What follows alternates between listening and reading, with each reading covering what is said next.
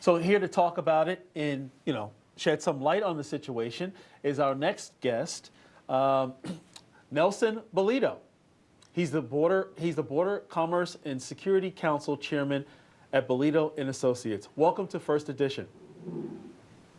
Great to be with you this morning. Thank you for having me. Thank you. So your job is to deliver strategic management advice to companies doing business at the border. How's that been going? Right.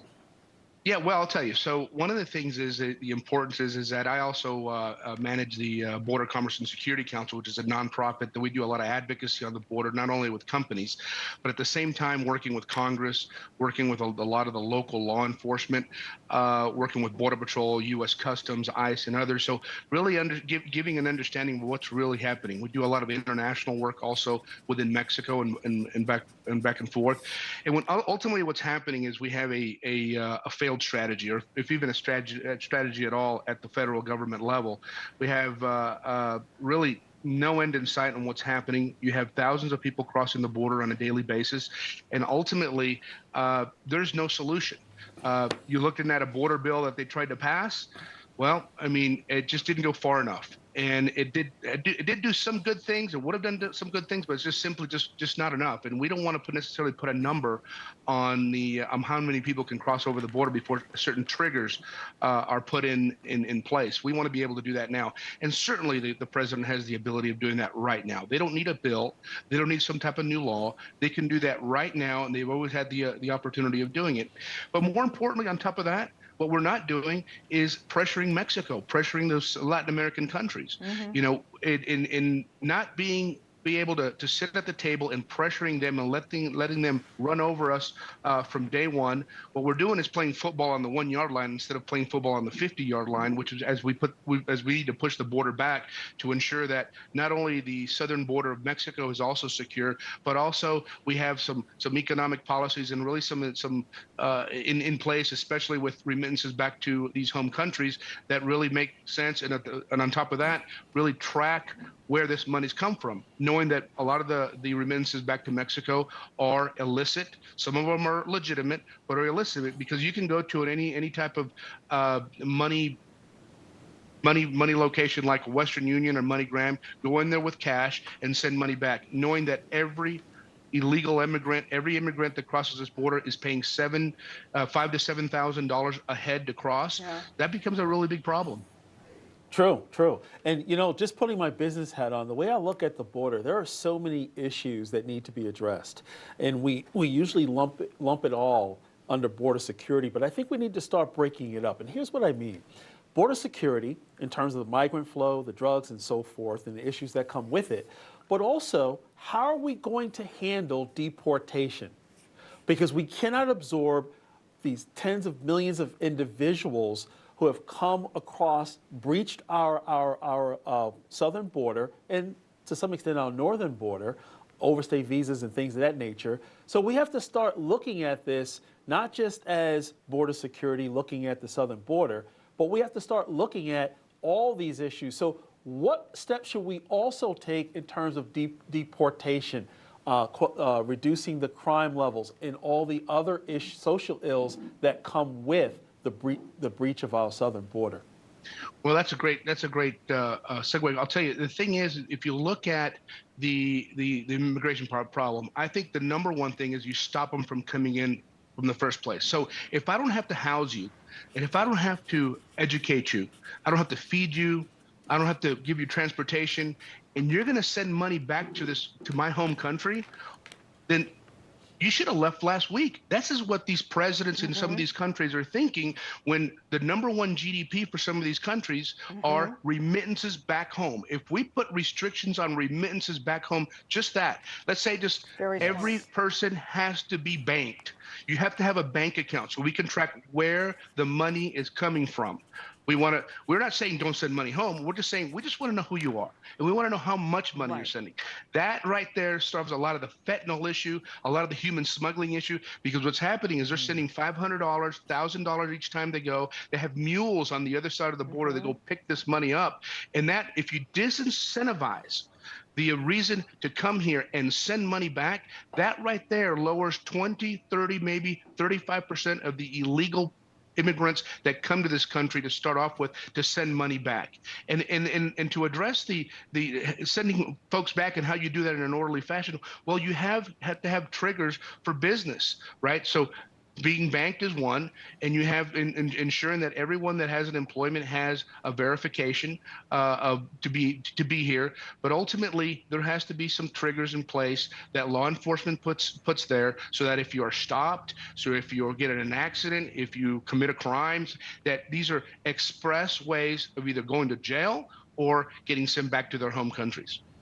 A lot of the people who live in the big cities, New York, Chicago, LA, Boston, are really concerned about the surge in migrant-related crime, and particularly the professional gangs from Venezuela, from Mexico, that are now meeting the migrants' buses or going into the shelters and recruiting all these young people, giving them .45 caliber guns, showing them how to rob stores, showing them how to mug people on the street using those mopeds.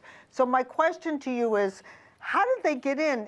When these people are stopped at the border or surrender to the Border Patrol, isn't there any vetting about what their criminal background could be? Well, a lot of them don't have a background, but you're right. The cartels and organized crime, we call them gangs on this side of the border. We call it, there's cartels at the southern border. But the ultimate idea here with them is they have no border. They recognize no border. So they're operating south of the border, north of the border, and ultimately they're bringing people here. So when you don't have a background, well, you maybe not even have an ID, right? And you are taught by the cartels, which are human smuggling organizations that might as well be travel agents. Yes. They will tell you what exactly is what to say, what not to say, so that our lax laws in this country allow you for an asylum court date. The problem is that the asylum court date takes 3 to 4 years because we should have such a backlog. And on top of that, when 85% of the people don't show up, then they become illegal. They don't show up because ultimately they can't prove a case of asylum or that somebody's out to get them or political persecution that really qualifies for asylum. And that becomes a huge problem that ultimately they remain here in the United States and they get lost in America. So but you have a lot of these cities like the ones that you mentioned that have lax laws, and they're becoming even more lax for law enforcement because a lot of them don't even prosecute anymore. Right. So they know it and they take advantage of it no matter what background you come from. But what I'm asking too is, if somebody's coming from Argentina, for example, excuse me, from Venezuela, and they get across the border and they surrender, if they've been in jail in Venezuela, does Border Patrol know what to do about that? Or do they use a fake name? Well, they could use fake names. They can use fake IDs. A lot of the times, we don't have much relationships in the cross-border data with Venezuela, so there may not be a record. So sure, they could be murderers in Venezuela, like the same way that they're coming from a lot of places, like Cuba, like Nicaragua, some of these left-wing socialist countries that a lot of them have emptied their jails, and people have crossed. So there's no way of tracking them. So if there's no data sharing within these countries, and it's very limited at best, well, unless they're on some watch list or unless they appeared on something, a lot of them don't even have a digital footprint, then there's no way of telling. So ultimately, we believe everybody that crosses the border, they say what they got to say. They're taught what to say. We believe you. We let you in. And hopefully, you do the right thing. Ultimately, many do not. Right. Yeah, that's terrible. I don't know if you heard the news, Nelson, but there was a Amazon delivery driver, and not only did the illegal immigrant cross southern border, which is breaking the law, he was also drunk. And naked. And naked. Those are 3 strikes. Right. Someone like that, 3 strikes, you should be out of here. But the Amazon driver's the one who got arrested. Right, not sent to jail. You need to be deported. Right. So well, I think you need to be sent to jail and then deported. right? Yes. Sent to Right. jail for a little while. We'll sit you in there and simmer in there for a little Right. while, and then we're going to deport you. But we're going to make sure that you don't come in. And if you do come in, because a lot of these immigrants that are expressly sent back, they try 2 or 3 or 4 times, and it's documented, and it happens. About 20% of the offenders that come over have tried in the past. So that's a large number.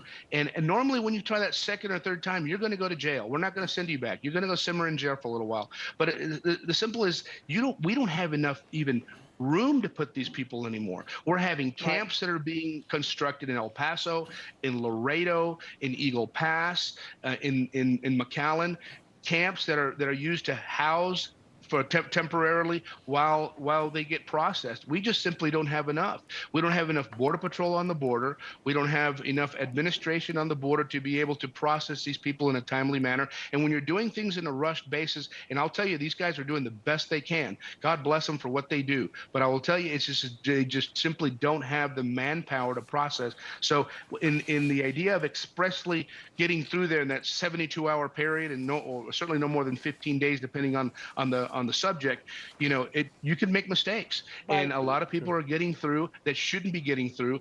And not only that, other than the folks that turn themselves in, but we believe about 20 to 25%, we are not catching them. Because what happened with these cartels is that as they send these groups through, and the Border Patrol gets this, they turn themselves into the Border Patrol, and the Border Patrol starts processing them and capturing them at the border. They're running the flea flicker, running around these folks, right? And that's where the illegal entries that never would be let in, some of these people that never be let in, are running through. That's where some of these drugs are going through, and some of the illegal activities happening. So about 20%, even though we had 2.4 million people last year cross the border fiscal year, 2.4 encounters, we believe there's about another 20% that we never caught and came through, and who knows who those are. Nelson Balido, we're going to have you back again. You're so full of good information. Thank you for joining us. Thank you for having me.